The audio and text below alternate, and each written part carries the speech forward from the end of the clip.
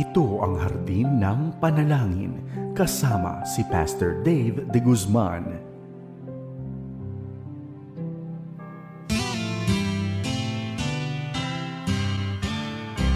May harding mapananalanginan, doon si Jesus naghihintay. O kay ilam ng panalangin ang hardin, doon kay gandang manalangin. Tayong natulog sa luklukan ng Diyos sa hardin ng pananalangin. Isang magandang araw sa iyo, kaibigan. Kamusta ka na? Naway nasa mabuti kang kalagayan sa mga sandaling ito, maging ang iyong buong sambahayan. Sa araw na ito ay marami pa rin tayong pagpapalang mararanasan na ipagkakaloob ng ating Panginoon, at isa rito ay mga magagandang paalala mula sa kanyang salita.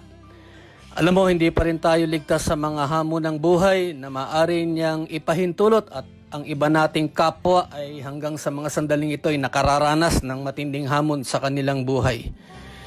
Kaibigan, maganda man o hindi ang ating nararanasan, sa larangan ng pananalangin, ito lamang ang paraan na ating gagawin ay maihahaing natin anuman ang ating damdamin, at yan ay gagawin natin mamaya.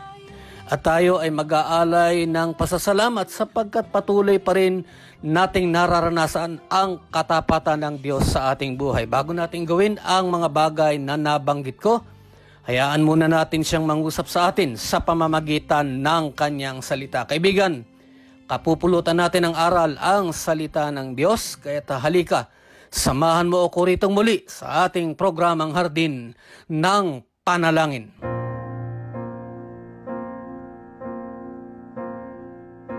Sa araw na ito ay tutunghayan natin ang patungkol sa pagsubok at kung ano ang ginagawa ng pagsubok na ipinahintulot ng Diyos sa ating buhay. Bago natin tunghayan ang paalala ni Santiago, tayo muna ay manalangin. Ama namin sa langit, marami pong salamat at muli sa pagkakataong ito kami po ay makadudulog sa inyong salita.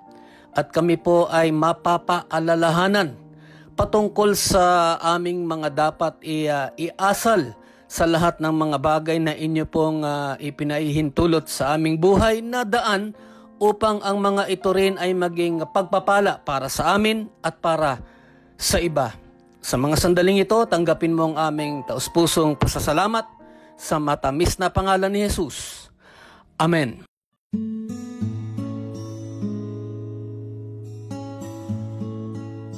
Trials. Alam mo kaibigan, ito ay isang napapanahong paksa na isang paalala kung ano ang panghihikayat ng Diyos at dahilan kung bakit ang tao ay nakararanas ng mga kalamidad sa buhay na maaring, nabanggit ko kanina, maaring patuloy niyang nararanasan. Alam mo kasi sa ating panahon ngayon, we are still in a pandemic.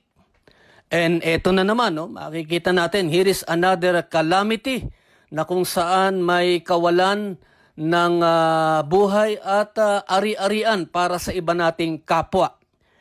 Alam mo yung kasabihan, sabi nga nila, manakawan ka na, huwag ka lang mawalan ng tirahan. At sa nakaraang kalamidad na naranasan ng ating bayan, marami ang nawalan ng tirahan. Alam mo kaibigan, a number of people continue to be uncertain. Kumbaga sa walang kasiguruhan. What their lives would be after a loss. Yan man ay mahal sa buhay o ari-arian. Maaring hindi maunawaan ng kapwa natin na ang mga pagdurusa, yung mga pagdadalamhati, paghihirap o kawalan ay paraan ng Diyos upang maramdaman natin na hindi niya tayo pinababayaan. Kumbaga sa di ba, nakakaranas tayo ng mga pagdurusa, pagdadalamhati, paghihirap o kawalan. Alam mo, ito ay paraan ng Diyos upang maramdaman natin na hindi niya tayo pinababayaan. Easier said than done, ngunit ang sakit, yaan ay nararamdaman natin. At we cannot argue with our feelings or even our emotions. Sa sulat ni Santiago, kung hawak mo ang iyong Biblia, Kabanata 1, in the book of James, chapter 1, verses 2 to 4, ay ganito ang ating mababasa. Dito muna sa talata 2. James chapter 1, verse 2. Sabi rito ni Santiago, "Mga kapatid, maging masaya kayo kung nakaka-experience kayo ng iba't ibang pagsubok." Sa wikang English nga sabi rito, "Consider it all joy, my brethren, when you encounter various trials." Ano? Panginoon, paano ko ituturing? Bagay, itatanong natin, kung minsan na ganito yung damdamin, Panginoon, paano ko ituturing? Nakagalakan o ang maging magalak sa aking nararanasan? Alam mo po, Panginoon, samantalang sunod-sunod ang pagsubok at kalamidad ko sa buhay. Alam mo, kaibigan, some people experience more trials in life compared to others. Lord, yung iba nga, Lord, bakit ba palaging ako na lang? Yan nga ang katanungan ng mga ibang tao na mas matitindi ang hamon sa buhay nilang nararanasan. Alam mo, kaibigan, sa isang mananampalataya na tagapakinig ni Santiago, alam mo itong aklat ni Santiago, the book of James, it was addressed to Christians. Sa isang mananampalataya na tagapakinig ni Santiago, bagaman mahirap isa pamuhay ang panghihikaya. Totoo naman yun. Kaya nga sabi ko kanina, Panginoon? Di ba ganun ang maaring katanungan maging ng isang tunay na mananampalataya? Kaibigan, bagaman mahirap isa pamuhay ang panghihikayat. Anong panghihikayat? Maging masaya sa larangan ng pagsubok. Yun ang sinasabi, bagaman mahirap isa pamuhay ang panghihikayat sa atin ng mga mananampalataya. Kung iisipin mo, sa isang wala pang tunay na pagkakilala kay Kristo, alam mo kaibigan, ang mga katagang ito ay mahirap unawain. Teka, parang ganito yan . Teka, sandali, Panginoon, mahirap yata yan. Anong ibig mong sabihin, Panginoon? Hindi pa nga po ako nakakaahon sa hamon na nararanasan ko ngayon. Mayroon na naman. Tapos ang panghihikayat, ang ituturo ninyo sa amin ay kami ay maging masaya o kaya magalak.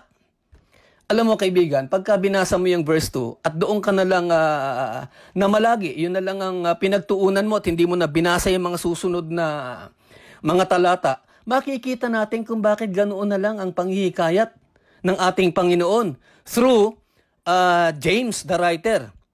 Mahirap talagang unawain kung pupunta ka lang doon sa verse 2, ngunit kung patuloy mong susuriin ang mga susunod na talata, yung verses 2 and 3 na bahagi naman ng ating talatang pinag-aaralan, ito ang dahilan. This is the reason to be joyful. Sabi nga rito, kasi alam ninyo na pag tinetest ang faith ninyo, magiging matibay kayo. Siguro magtatanong ka na naman sa sarili mo. O tayo, tatanungin na naman natin, paano mangyayari yun? Hindi pa nga ako nakakaahon. Kaibigan, pagsubok pala ito. Yung mga various trials in life, pagsubok pala ang mga ito na ang dahilan ay upang maging matatag. Muli tayo ay magtatanong sa ating Panginoon, Lord, maging matatag? Nanghihina na nga po ako. Kaibigan, isang napakagandang paalala. May mga bagay tayo na dapat rin nating unawain sa ating kalagayan. Matindi man o hindi ang ating nararanasan. Ikaw at ako, para sa atin ang mga talatang ito at ito ay angkop sa ating lahat, anuman ang ating nararanasan. At ito ang dapat nating unawain anuman ang ating kalagayan. Una, ang pagsubok ay kapahintulutan ng Diyos. Gustuhin man natin o hindi, ito ay mangyayari.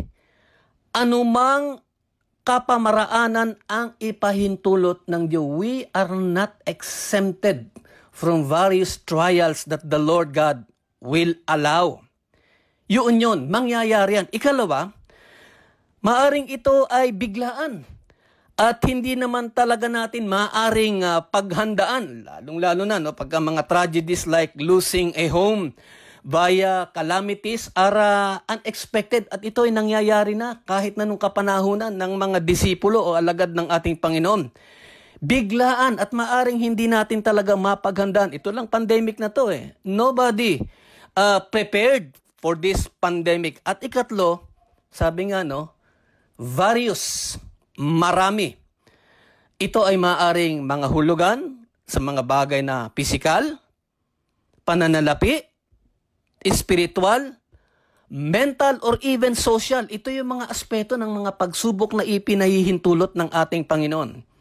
Physical man yan, financial, spiritual, mental, or social, we are not exempted. Alam mo kaibigan, mahirap unawain, ngunit lahat ng tao ay makararanas ng mga pagsubok. Ang tanong, paano tayo tutugon sa mga ipinahihintulot ng Diyos? Maganda man o hindi ang kanyang ipinahihintulot. Alam mo kaibigan, dito sa mga talatang ating pinag-aaralan, ito lang verses 2 hanggang 4. Kung malalampasan natin ang pagsubok, wika nga ni Santiago, tayo ay magiging matatag at ang magiging bunga ng pagiging matibay o matatag ay kaganapan at walang kakulangan. We may be complete and lacking in nothing.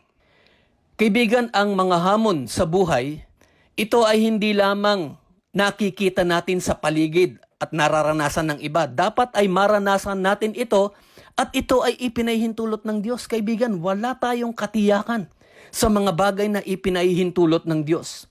Kung kailan at anong uri ng pagsubok.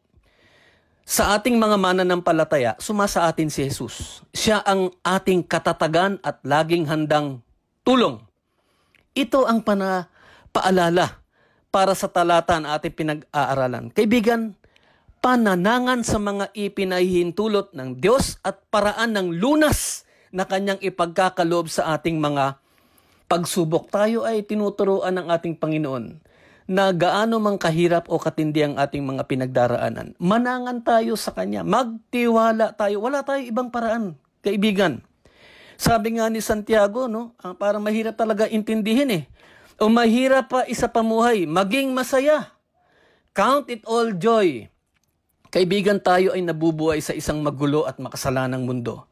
Walang puwang ang katatagang kung. Alam mo, ganito yan Walang puwang ang katatagang kung. Lahat ay mararanasan natin at may aral patungkol sa patuloy na pananangan sa Diyos. Ito lamang ang lunas upang maibsan ang ating nararanasan. Maaring mahirap para sa iba, ngunit ito nga lamang ang paraan, magtiwala sa ginagawa ng Diyos. Kaibigan, may isang aral dito sa talatang ating pinag-aaralan. Ang mga mahihirap na panahon at nararanasan natin, maging kawalan, ay paraan ng Diyos upang turuan niya tayo ng lubusang pagtitiwala sa Kanya. Kaibigan, anuman ang iyong pinagdaraanan, tandaan mo, hindi ka nag-iisa. At ang mga tulad mo, nakararanas din ng mga nararanasan mo. Ngunit ang panghihikayat, pagtawag ng tulong at awa mula sa Diyos ang ating dapat hilingin sa Kanya. Kaibigan, dito sa 3 talata na ating pinag-aaralan, pananangan, panalangin, iyan ang paraan. At isa pa, hindi tayo dapat panghinaan.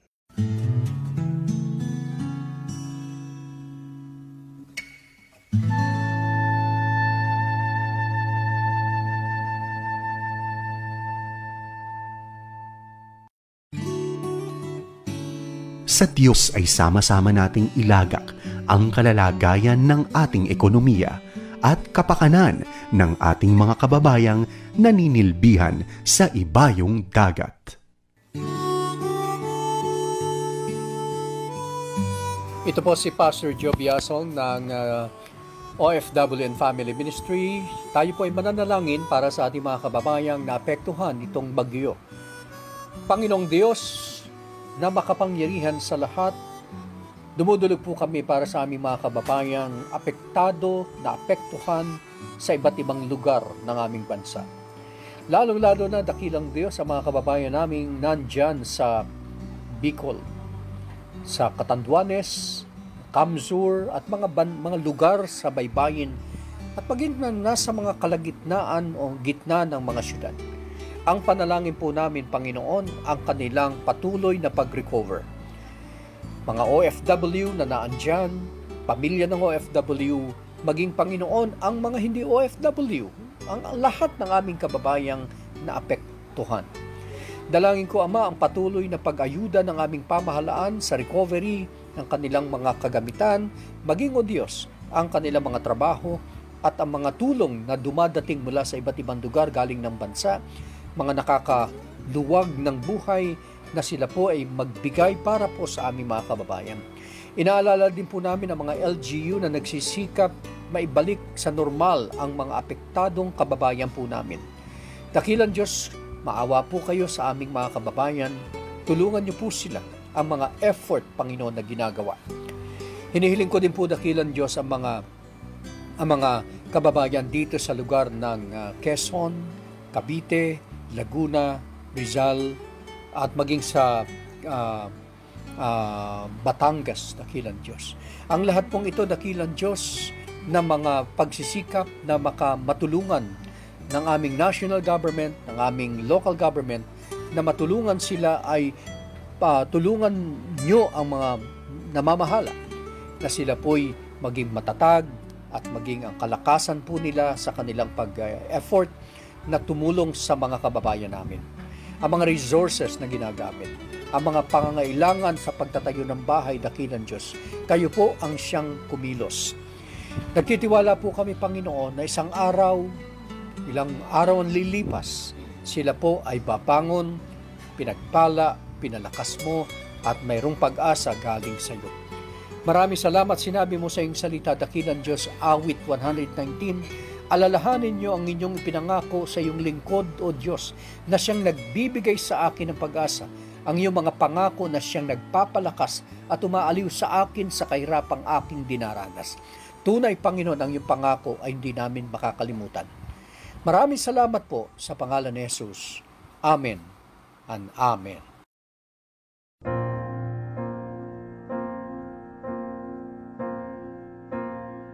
Sa ating pong pagpapatuloy ngayong Martes, November 17 sa ating programa dito sa Hardin ng Panalangin, bahagi po nito ay ang pananalangin para sa ating mga kapatid na may pangangailangan. Tayo po ay dudulog sa pananalangin. Ama namin sa langit, marami pong salamat at muli sa araw na ito may pagkakataong kaming mamagitan sa pananalangin para po sa aming mga kaibigan o kapatid sa pananampalataya na nangangailangan ng kapahingahan sa kanilang pinagdaraanan, maging kagalingan sa kanila pong mga karamdaman. Naway tugunin mo ito ayon po sa inyong layon at panahon.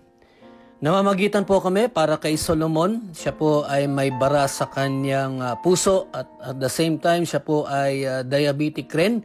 Kagalingan, O Diyos, at naway anuman ang proseso, even medications na kukunin ni Solomon, ay maibsan po, O Diyos, ang kanyang kalagayan sa kanya pong pag-aalala dahil sa kanyang bara, sa kanyang puso, maging ang kanya pong kondisyon na diabetes. Kagalingan ang aming pong pamamagitan para kay kapatid Solomon. Si Elsa naman po ay may breast cancer. Kagalingan rin, O Diyos, kapahingahan at sa larangan ng pangangailangan, lalo na sa pananalapi ay ipagkaloob mo ang kanilang pangangailangan. Provisions naman din po for medications at maging sa ongoing check-up para po kay kapatid Hilario. Yan po ang kanyang idinudulog sa inyo sa araw na ito. Fast recovery naman po from operation. Itong mga nakaraang araw, si kapatid Nicole. Yan po ang kanyang kahilingan, kagalingan at kalakasan ng katawan sapagkat siya po ay naoperahan kamakailan lamang. Si Totoy naman po ay may bukol sa kanyang liver. Naway makapagpatingin siya sa isang daluhasang manggagamot upang maibsan ang kanyang pangamba dahil sa kanyang bukol sa kanya pong liver. Si Leonila naman po ay nananalangin ng healing sa kanyang UTI at kumikirot din po ang kanyang mga ugat. Provision, Panginoon Diyos, sa larangan ng pananalapi rin para sa kanyang mahal na sambahayan. Si Chit naman po ay namamagitan para sa kanyang kapatid na lalaki sapagkat mayroon pong prostate cancer ang kanyang kapatid. Naway ipagkaloob mo ang panalangin ni Chit ng kagalingan para po sa kanyang kapatid na lalaki na mayroon pong karamdaman sa kanya pong prostate. Si Flor Freda naman po ay dumudulog sa inyo na naway tuluyan ng mawala ang kanya pong bukol sa kanyang kanang dibdib. At isa po sa aming mga idinudulog sa inyo ngayon ay para po kay LV. Siya po ay nananalangin ng proteksyon at pag-iingat maging sa mga rescuers na gumagawa po ng kanilang tungkulin sa pagtulong sa mga kababayan po namin na nasalanta ng bagyong Ulysses. Ipagkaloob mo ang proteksyon at patnubay rin kay kapatid LB.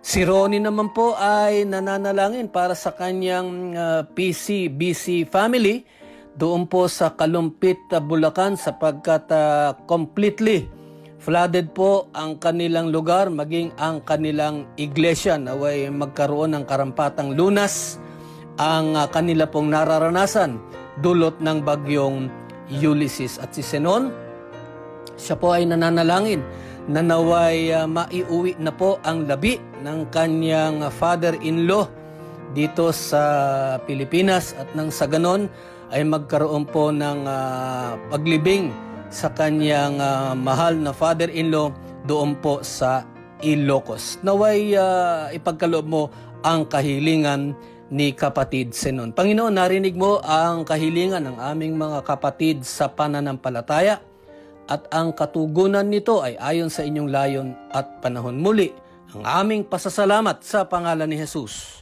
Amen.